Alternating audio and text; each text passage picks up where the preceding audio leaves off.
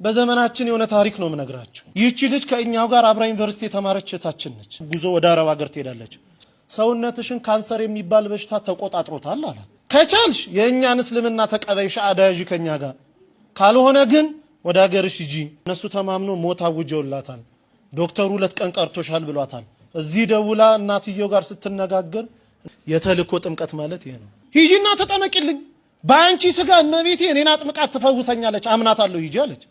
ጳጉሜ 1 2 3 2013 ዓመተ ምህረት ልደታ ታውቁታላችሁ ብዬ አስባለሁ። ሜክሲኮ ልክ ስትገቡ እዛ በስመ አብ ወወልድ ወመንፈስ ቅዱስ አሐዱ አምላክ አሜን፣ ይቺ ጥምቀት የኔ ጥምቀት አይደለችም፣ ልጄ ባለችበት ቦታ አጥምቂልኝ ትላለች እናት እየገባች። ተጠምቆ ሲወጡ 3 ቀን ነው ተጠምቆ የወጡት። ደውልልኝ አሉ ዶክተሩ። 2 ቀን ቀርቶሻል ብሏል። እናትየው 3 ቀን የተጠመቁት። ሲደወል ልጅቷ ዝልፍልፍ ብላ ወድቃ ሆስፒታል ወስዷታል። ሆስፒታል ገና ስትገባ ራሷ ነው የምትነግረን፣ ሰውነቴ ላይ የነበረ ያ ክብደት የሚመሰን አላንቀሳቀስ ያለኝ ነገር ሁሉ ውድቅ ብሎልኝ አዲስ የ18 ዓመት ህፃን ልጅ መስዬ ሆስፒታል በር ቆምኩኝ አለች። ይሄ ከአእምሮ በላይ ነው። ልጅቷን አምጡ ይላል። ይሄው እኔ ነኝ ትላለች። እባክሽ አትቀልጂብኝ፣ እኔ ልጅቷን አውቃታለሁ፣ አንቺ ደግሞ ሳይሽ አዲስ ህፃን ልጅ ነው የምትመስዪው። አይ እኔ ድኜ ነው አለች። እንዴት ሆኖ? ተጠምቄ። ከየት አምጥተሽ ጸበል? አረብ ሀገር አይደለም ወይ ያለሽው? አይ እናቴ ተጠምቃልኝ።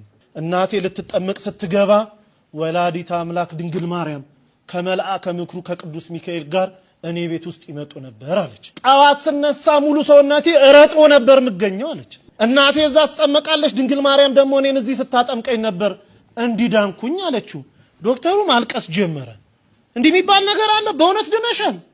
አንድ ይኮነማ እኔም እኮ 17 ዓመት ካንሰር ታማሚ ነኝ። በቀን 2 ኪኒንና 3 መርፌ እየተወጋው ነው 17 ዓመት የገፋሁት። እባክሽ ሀገርሹ ሰጂኝ፣ አንቺ ምትያት ሴት ካለች እኔንም ታጥምቀኝ አለ። ሰውዬው እዚህ የገባው ሐሙስ 10 ሰዓት ላይ ነው ማታ። አሁን ወስዳችሁ ካላጠመቃችሁኝ አለ። ብንለው ብንሰራው በፍጹም። በኋላ ተደውሎ በአረበኛ የሆነ ነገር አለችው። ተረጋጋ። ለሊት 9 ሰዓት ላይ ተነስቶ ውሰዱኝ አለ። ስንሄድ ገና በር ላይ ካህኑ እየከፈቱ ነው። አብሮ ገባ። ንባባቱን ደሞ አጣኑን አንድ ላይ ተደርጎ ውስጥ ከሰማ በኋላ መጀመሪያ ተጠማቂ ሆኖ ገባ።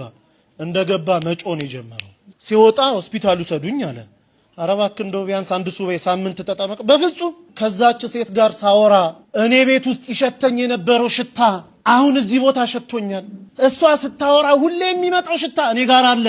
ከውስጤ ጥቁር ነገር እየጮኸ ሲወጣ ይቻለው ውሰዱኝ አለ። ሆስፒታል ተወሰደ።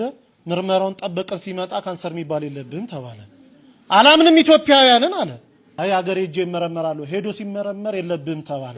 አሁን ግብጽ ቤተክርስቲያን እዛው ተጠምቆ ሚስቱም 3 ልጆቹን ተጠምቆ ያገለግላሉ።